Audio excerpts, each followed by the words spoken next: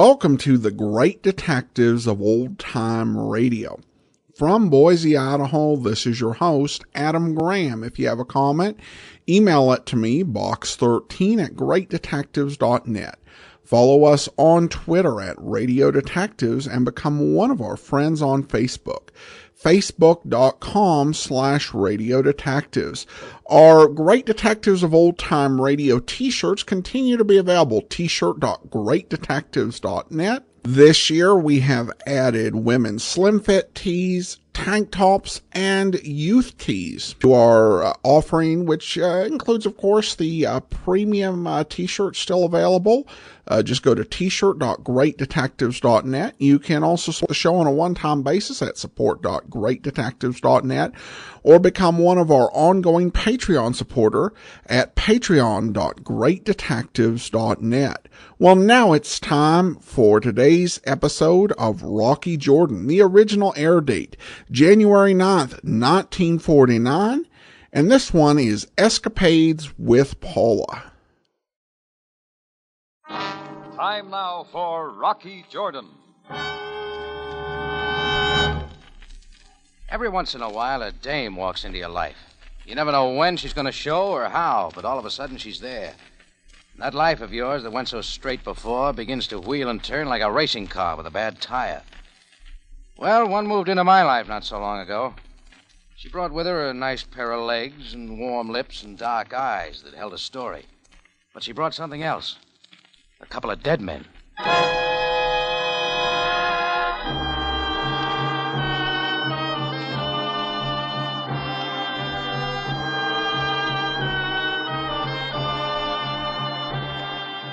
Not far from the Mosque Sultan Hassan in Cairo stands the Cafe Tambourine, run by Rocky Jordan. The Cafe Tambourine, crowded with forgotten men, clouded with the smoke of Oriental tobaccos, alive with the babble of many languages. For this is Cairo, gateway to the ancient East, where adventure and intrigue unfold against a backdrop of antiquity. Tonight's story, Escapade with Paula.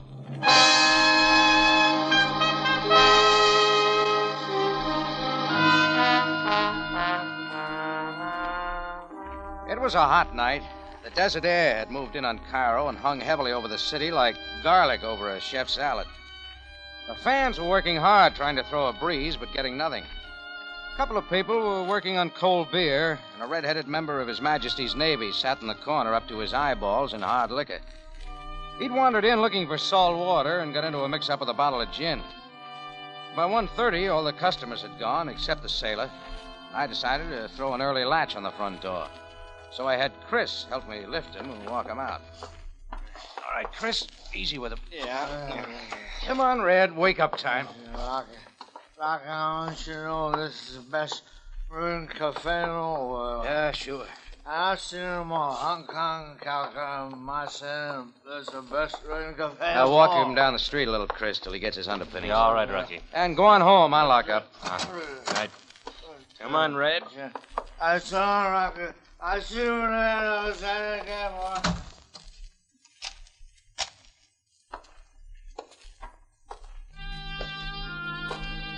I went up the flight of stairs leading to my room just off a balcony overlooking the main floor.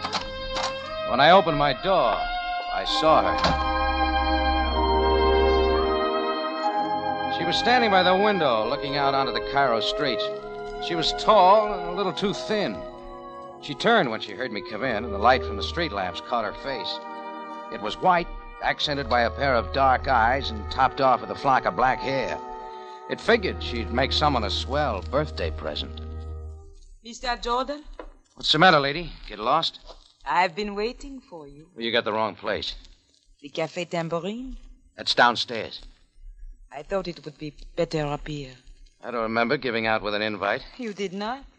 Maybe you better pick up your heels and move out the way you come in. Mr. Jordan, I came up here earlier in the evening when no one was looking.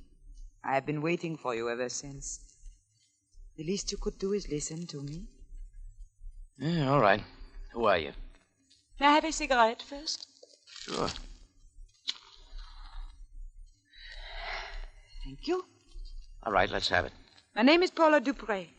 I'm new to Cairo. Lots of people are. I've come here for something important. Everybody comes to Cairo for something important, or else to get away from something important. I'm looking for somebody. There's nobody here. He's my husband. What's the matter? You walk out one day for a loaf of bread? Something like that. He disappeared a little while ago. Well, why come to me?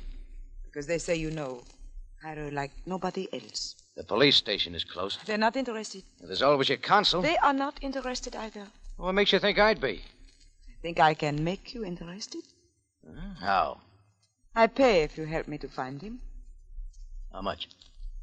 £20. You see my face lighting up? I'll double it. No sale. How much do you want? Sorry, lady, I'm not missing persons. Mr. Jordan, I've got to have somebody's help. You are the Who'd only you one talk to at police headquarters? Well, What about the consul? Well, you see... All right.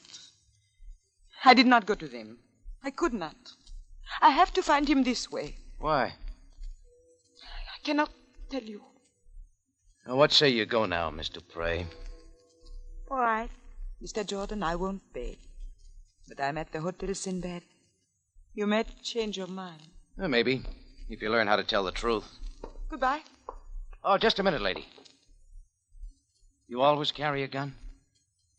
What do you mean? Next time, don't put it in a cloth bag. It shows. I walked her downstairs and opened the front door. She started down the street with a slow, easy walk. I looked after her, trying to figure it. That's when I saw something else. A black Fiat pulled away from the curb and started after her. She turned the corner, and so did the Fiat. And I knew right then and there that wasn't the last I was to see of Paula Dupre.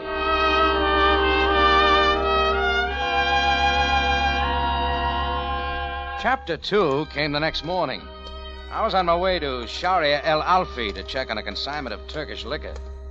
The street was fairly crowded, and at first I didn't see the two men sidle up to me. But when I saw the flash of sunlight reflecting off a piece of steel, I knew I had company. To the right of me walked a small Egyptian with a nose like a bent cruller carrying a shiv. On the other side stood a tall Arab wearing a pointed black beard and a burnous. He figured to be top man because he did the talking. Good afternoon, Mr. Jordan. It was until you showed. Please step into this archway, Effendi. We have something to talk about. You're making a mistake, buddy. Our interests are different. Mr. Jordan, perhaps you did not see Hasim's knife? In Tafaimni. Van Married. Yeah, I saw it. No. Let us step off the sidewalk so we do not disturb the people. All right, buddy. What are you selling? Wisdom, Effendi. You got the wrong boy. I wouldn't know what to do with it. A young lady came to see you last night. So you peek over transoms. She was a very lovely young lady from France. Well, don't get jealous. She doesn't mean anything to me. She is looking for someone in Cairo and wishes you to help her find that person. You drive a black Fiat that follows girls at night. Hasim and I both wish that you do not join her in the search. Want to tell me why? Hasim and I also suggest that there are many other girls in Cairo. You do not have to see this one again. Well, that's a lot of advice, Buster. What if I don't take it? Then I shall be impelled to call upon Hasim and his knife.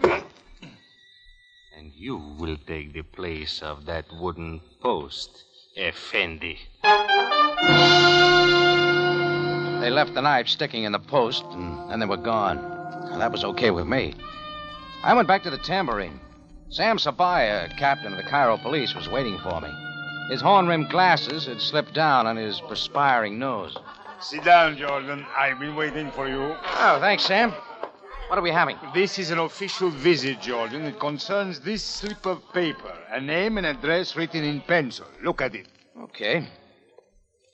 The heat getting you, Sam? Jordan, may I repeat? It's my name and my address. You came here to show me that. This slip of paper was found in the purse of a young lady, Jordan. Rather tall, slim, dark hair and eyes. Was that a crime? Please, allow me to continue. This lady was discovered this morning lying unconscious in an area of the Sharia Bengen. Her name is Paula Dupre. You know her, Jordan? Maybe. Then perhaps you can suggest why anyone might wish to knock her out. Why don't you ask her? Unfortunately, she was unwilling to tell us anything. What do you know about her, Jordan? Oh, very little. I never saw her before last night. She came to me with some sort of pitch about helping her find somebody. One moment. Find who, Jordan? I didn't ask. I just said no dice and showed her out quick. She was alone? Yeah.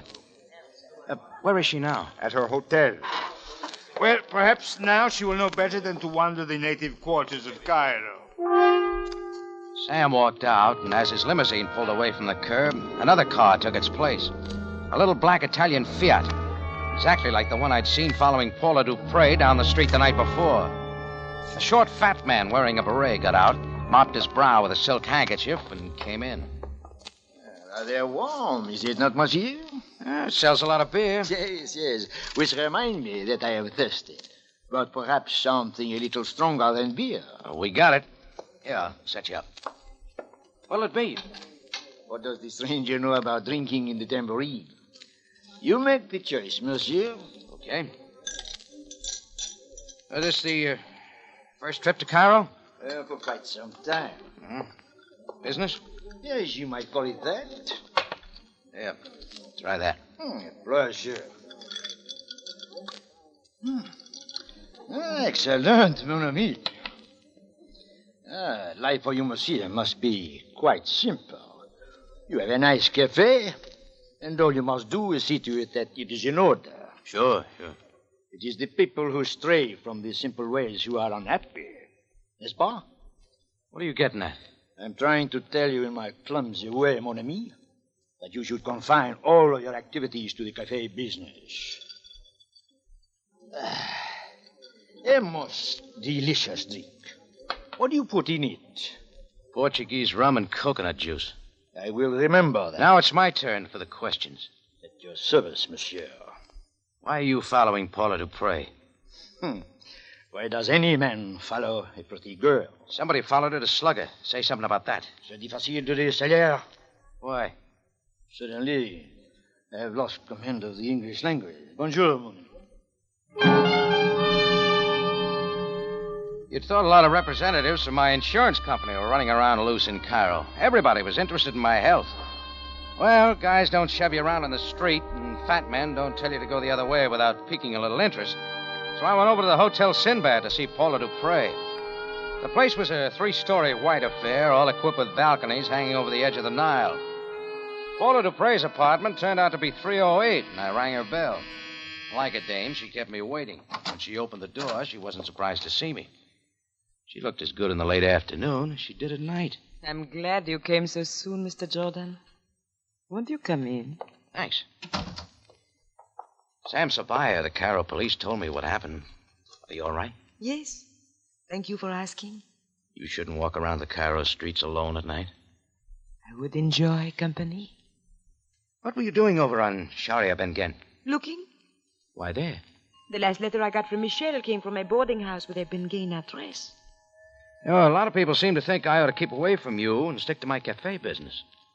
What do you think? You know a tall Egyptian with a hook-nosed sidekick who carries a knife? No. What about a porky Frenchman who drives a Fiat? He has been following me. I do not know who he is.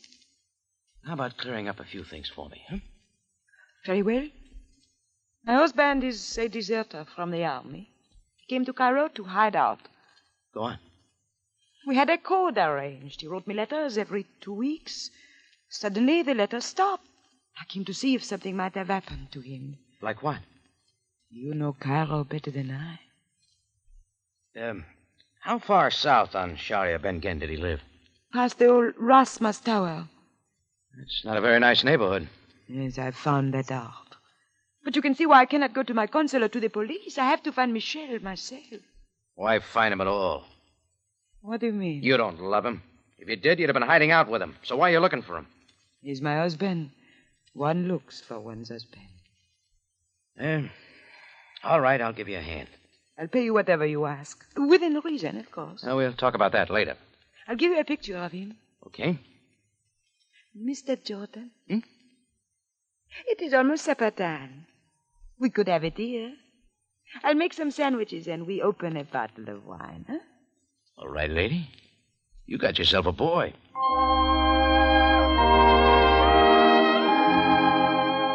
In a little while, I was calling her Paula, and she had dropped the Mr. Jordan. She spread a table by a big window overlooking the Nile. She brought out some sliced chicken and meats and found a couple of candlesticks someplace and put a fire to them. Then she cracked open a bottle of Chablis, and we made an evening of it. We watched the lights come on along the Nile, and the band of river got blacker and blacker as the night wore on. She told me all about herself, about the French town where she was born, and about her family. She didn't say anything about her husband, Michel, and I didn't press it. Then the lights along the Nile started to go out, and it was time to go. Thank you, Rocky. For what? I enjoyed this evening very much. Did you? Yeah, it beats spending it at the Tambourine. From you, I take that as a compliment. Tomorrow, then? Tomorrow. Good night, Rocky. Good night, Paula. Rocky. Yeah? Aren't you going to kiss me good night? Shots came flying in out of the hall. They missed and went through the window. I rolled Paula to the floor. A second went by, and I heard footsteps running down the hall. I looked. There was nothing. Then I went to the window, and I got there just in time to see the black Fiat pull away from the curb and barrel down the street.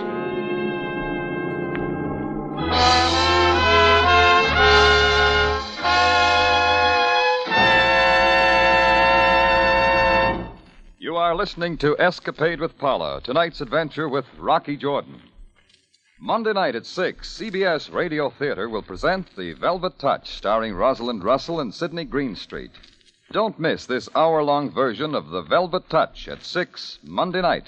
And after Radio Theater, you'll want to laugh with My Friend Irma. But more about that later.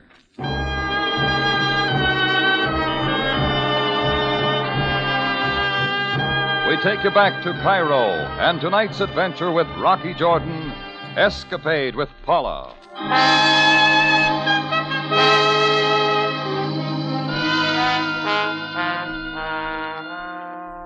It all began when a girl named Paula Dupre asked me to find her husband. Then a tall Egyptian with a hawk-nosed sidekick and a puffy Frenchman moved in to warn me off. Paula proved a little more intriguing than the scare boys, but when the shots began to fly, she caught a slight case of the shakes. I knew the Hotel Sinbad wasn't the place for her, so I found her some rooms at the Continental and moved out to do a little searching. The Sharia Ben Gen address Paul had given me turned out to be an Egyptian flophouse, a pile of wood so old the termites had given it up. Cleopatra's grandmother was the reception committee. We have many rooms left, Effendi. I'm not looking for a room. We have whatever you are looking for, Effendi. Information. For money, you may have anything. That is the way of the world. A Frenchman named Michel Dupre lived here once. He may have changed his name. Many Frenchmen live here, Effendi, and they all change their names. That is the way of the world. Well, here's his picture. Ah, a fine-looking man. A rich man, yes? There is a big reward if you find him, and you are willing to pay much for information. £5. Ah, but it is the luck of this old woman to know nothing of the Frenchman. All right, I'll make it £10. My luck is getting worse. I have a one-eyed Greek. Perhaps we could pass him off as the Frenchman. No deal. What do you know about a big Egyptian who walks around with a buddy who's got a nose like a bend in the Nile? I do not know such a man. For £10 will buy a lot of kush-kush. Go away. Well, my name's Rocky Jordan. You can find me at the Cafe Tambourine when you change your mind. Imshi. Think it over, Grandma. I will think nothing. You want them to find me floating in the Nile with a knife? Find out anything, Jordan? Sam, what are you doing here? Waiting for you. You ought to sleep nights instead of following me around. I would prefer that, Jordan, but I have much to do. We found Miss Dupre in the alley back of the boarding house here. I am investigating. A lot bigger things happen in Cairo than a slugging. You're sure putting in a lot of time on that girl. So are you, Jordan. Come on. Where are we going? My car is right around the corner. Oh, thanks. I'll take a taxi. That is not necessary. We are going to the same place. Oh, where's that? The morgue. I have something to show you.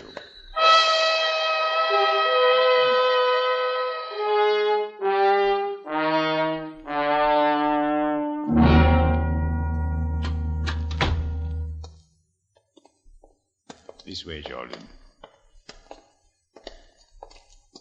The third table.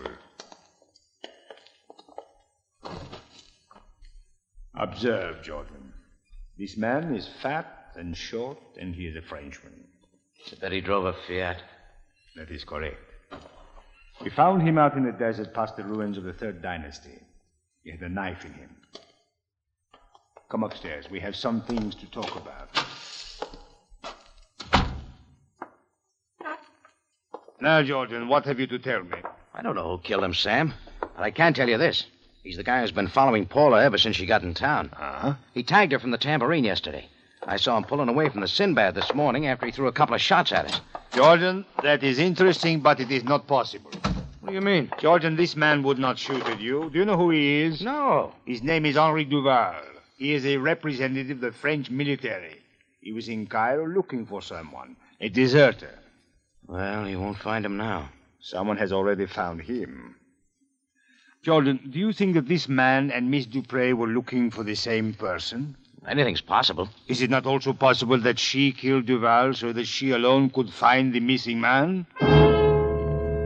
Like I said, anything was possible. But this fogging on Duval was a new wrinkle. Well, I knew if I could turn up those two boys in Bernouses, they could supply a lot of answers. But finding them in Cairo was as easy as turning up a penguin in the Sahara. I went home and slept for a couple of hours, shaved, and threw on a clean suit of clothes. I picked Paula up in the late afternoon and showed her Cairo. I waited, but she didn't say anything about Duval's murder. Toward evening, we found ourselves in a little cafe off the bazaar. What is this place called? Oh, the Dibban. It means the flies. It's sure full of them. Ah, I think it is very nice. Yeah? Oh, I've had a grand time today, Rocky. I could stay in Cairo forever. Some people do. What does that mean? Duval's not leaving. Who is he? The man in the black Fiat. He was with the French government. He was looking for Michel, too. Oh. Somebody killed him. You know anything about it, Paula? No. Sabaya thinks you might have done it. And what do you think? I don't know. You still don't trust me, do you? It's usually easier not to trust a person. But you want to trust me. Isn't that it, Rocky? Something like that. Buy me a drink. Just a minute, Paula.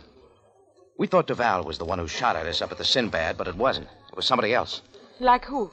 One of those two crummy Egyptians who bumped me on the street, or your husband. Why would Michel shoot at me or you? You tell me. I do not know. Maybe he doesn't want to be found. You ever think of that? Yes. Sometimes I even wish there were no such man. Yet you still want to find him. I have to. Why? One looks for one's husband. You tried that out on me before. It doesn't have much power. What's the real reason? I can't tell you now. When can you? When we find him? All right, Paula. I'll hold you to it. Pardon me, Effendi.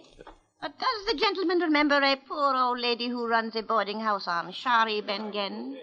A poor old lady whose luck was so bad that even for money she did not know a Frenchman who disappeared? Who is she, Rocky? Just a minute, Paula.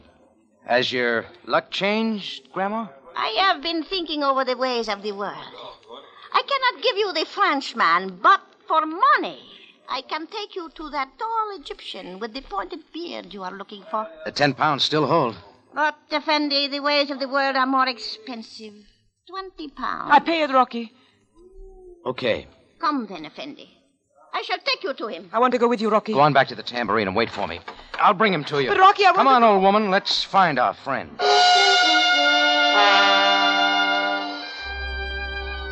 The old woman led me through the bazaar, then away from the crowds, down the winding Sharia Namus. Just where it turned down toward the river, went into a decaying brown stone house, up a flight of stairs, and down the dingy hallway. Then she suddenly stopped, pointed to a door. There, Effendi! And ran away fast. I raised my hand to knock, then changed my mind and kicked the door open. What is this? He was there, Shabat, a big native with the long burnous and the pointed black beard. He was just shutting a drawer. Rocky George. Hello, Shabat. How did you find me? Usual way. Quite a hangout you got here. I do not know why you came here, but I warn you again, Jordan. Did you warn Henri Duval before you killed him in the desert? This affair is not for you, Jordan. You told me that. Now tell me what's between you and Paula Dupree. Get out of here quickly. Keep out of the drawer, Jordan. Whiskey, Shabat. Well, what's a believer like you doing with alcohol? Oh, you've lived too long. I wasn't set for his swing, and the bottle and I went down. You don't expect an Egyptian to use his fist, but Shabat used them well. I found that out when I came up from the floor. I bounded back and drove for his stomach. Then I went to work in his face. His beard was turning a bright pink when a wild swing caught me flat on the jaw. Before I could shake out the cobwebs, he was on top of me. I yanked his burnoose tight around his neck, but his knee came up and everything gave way. We were back on our feet again, slugging it out. Another one in the stomach loosened him up, and then I hit him with all I had. He sprawled back over the table and onto the floor. This time he didn't get up. No, Jordan. It's enough. This is where we begin, Shabbat. Come on, get up. What do you want? We're taking a walk to the Cafe Tambourine. 15 minutes later, we slammed in the alley door of the Tambourine. Paula Dupre was waiting. I pushed him, and he slumped into a chair. Here he is, Paula. Who is he? Don't you recognize him? He calls himself Shabbat, but he's no more Egyptian than I am. He uses his fist too well. Michel. Oui. That's right, Paula. He went native, but he forgot a believer doesn't drink alcohol. I said I would find you, Michel. You needed help. Your friend has brought me here. What now? I'm going to pay you what I owe you. Put that away. Paula, you don't know how to use that. Paula!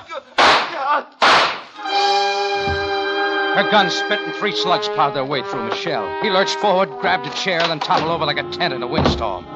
He was dead by the time he hit my rug. And Paula stood over him with a smoking gun in her hand, and her face looked like she was going to break out crying.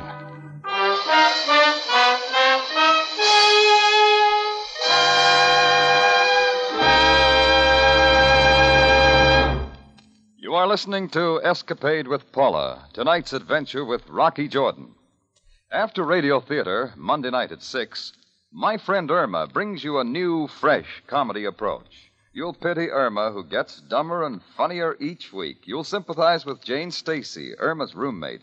My Friend Irma is an hilarious show. Don't miss it. Monday night, following Radio Theater at 7.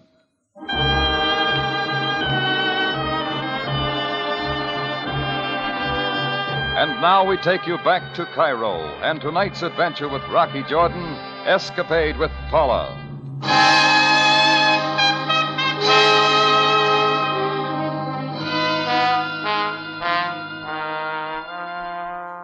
Put the sucker tag on me. Chase all over Cairo for a dame to help her find a man, then find him and bring him back just so she can blow some holes into him. Well, Paula finally turned away from Michelle, and I threw something over him. Then she spoke, and her voice was strange. I wondered and wondered if when the time came I would have the nerve. Well, you can stop wondering. You did a good job on him. Here, give me the gun. Here. This changes a lot of things, does it not? What do you think? Well, I knew it would, but I had to do it. Sure. We had some fine hours together, Rocky, eh? I think I had more fun in those few hours than ever before. Well, you took care of ending it. I guess we could have had a lot more fun. We just met too late. Something like that. I'm sorry I had to use you as I did. But it was the only way to find him. At least it was the way you picked. You want to tell me why you did it? He was no good. In what way? In lots of ways, no good. But I owed it to him for what he did to me and to my sister. She lived with us after we got married. She had no other place to go. She was young. She didn't know very much. Michel was my husband. But I guess it didn't mean much to him. She slashed her wrists one day because of what? I see. The law couldn't do anything to him. Her death was a suicide. I had to do it by myself. What now, Rocky? Oh, I don't know.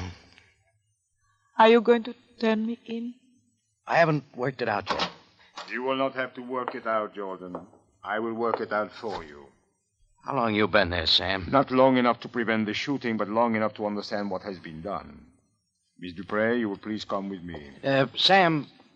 Yes, Jordan? Sam, send over some men right away to clean up my place. That I will do, Jordan. Come, Miss Dupre. Goodbye, Rocky. So long, Paula. You think about me a little, huh? Sure. There's a blood spot on my rug to remind me.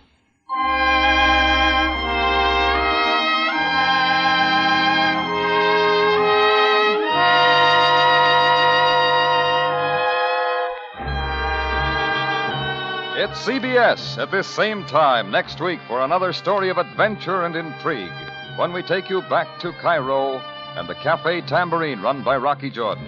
Jack Moyles plays the title role, the story by Larry Roman and Gomer Cool. Rocky Jordan is produced and directed by Cliff Howell, with original music by Milton Charles. This is CBS, the Columbia Broadcasting System.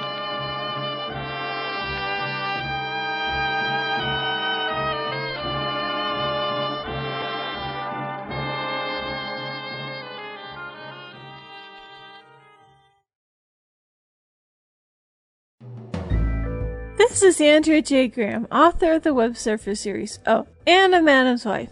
You're listening to the Great Detectives of Old Time Radio.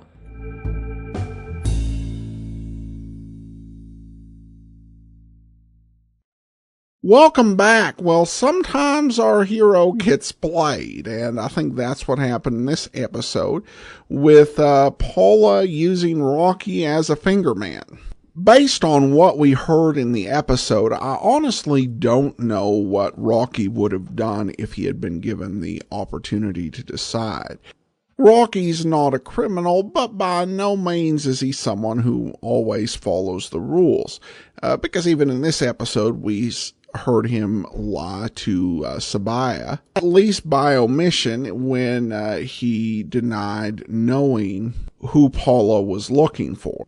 And certainly there were reasons to be sympathetic to her, not the least of these being Rocky's own feelings. But to help her would mean being an accessory to the crime, and it was better for all involved that Sabaya came upon the place and took it out of her hands. Of course, you could nitpick and say it's kind of unrealistic for Sabaya to show up, at such convenient timing. How did he even know to go to the Café Tambourine? Well, given what we have seen on Rocky Jordan, if you're investigating a murder, you just go and wait at the Café Tambourine, and eventually the killer will show up. All right, well, now we go on to listener comments and feedback, and we have this comment here from Edward, who writes, Rocky Jordan is a truly underrated golden age of radio show. And then we also have an email here from Christine. She writes, I'm emailing regarding the new t-shirt campaign. Is the design on the front the same as from the previous campaign a few months ago? Answer is yes, Christine. We are using the same design. It's great design with both Bogart and Jack Webb on the front, and really just a good mysterious setting. I really wanted to give folks who, last time we sold it really wasn't t-shirt weather in most of the United States. Give them another chance, and also let people who hadn't heard about it get a chance to get the t-shirt. I also probably am not in a big hurry to, find a redesign. I really like that particular design. So I'll probably be keeping it for another year or so, depending on listener demand, because that one's hard to beat. I think it really does reflect the show well, and it'd be a challenge. Eventually, I'll probably want to do a new one, but it'll be eventually to find one that'll work as well. All right, thanks so much for the question, Christine. We'll be back tomorrow with Boston Blackie. Next Wednesday, it's another episode of Rocky Jordan. In the meantime, send your comments to box13@greatdetectives.net. Follow us on Twitter @Radio Detectives, and become one of our friends on Facebook, facebook.com/Radio Detectives. From Boise, Idaho, this is your host, Adam Graham, signing off.